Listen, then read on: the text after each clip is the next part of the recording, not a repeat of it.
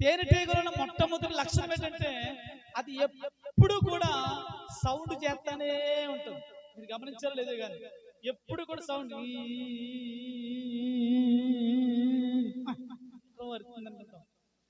ఎప్పుడు సౌండ్ చేస్తూనే ఉంటుంది. ఎవరు చెప్పలే? ఎవరు? తేనెటీగ.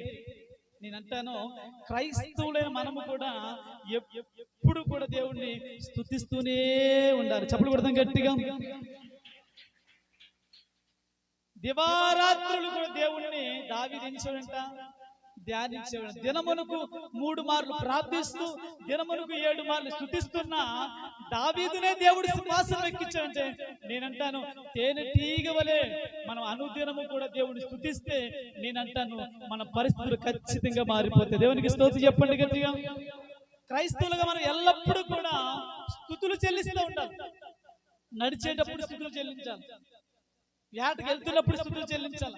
వేటలో వలేసిన తర్వాత ఖాళీగా ఉంటాం. వలేసిన ఎప్పుడైతే ఖాళీగా ఉంటామో, ఖాళీగా ఉన్న తర్వాత మనం ఏం చేయాలంట? స్తుతించాలి. స్తోత్రం నాయనా, నీకు వందనాలు ప్రభువా అని స్తుతించాలి. దేవుని వాక్యాన్ని జ్ఞాపకం చేసుకోవాలి. ఆ పక్కోళ్ళకి ఫోన్ చేసి ఏమైనా చేపలు పట్టాయా అంటాం.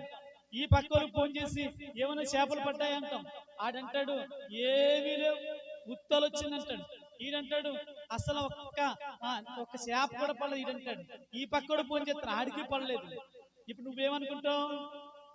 చెప్పండి, నువ్వేమనుకుంటావు? మనకు కూడా పడవనుకుంటాం. నేనంటాను, ఆ సమయంలో నీకేం గుర్తు రావాలంటే రాత్రంతా ప్రయాసపడిన పేతురు యోహానుతో మరలా తిరిగి దేవుడు వేటకెళ్తే విస్తారమైన చేపలు పడ్డాయి చూడు. ఆ వాక్యం గుర్తొచ్చి ఆ ఉన్న పాటున ఆ తెప్పలో ఉండగానే, ఆ బొట్టులో ఉండగానే వాక్యాన్ని జ్ఞాపకం తెచ్చుకొని తేనెటీగ వలె నువ్వు దేవుని స్తుతించగలిగితే నువ్వు ఉట్టి వాళ్ళతో రావు, సమృద్ధి అయిన చేపలతో మళ్ళీ ఒడ్డుకు తిరిగి వస్తావు. కొట్టి చెప్పండి గట్టిగా హల్లెలూయా.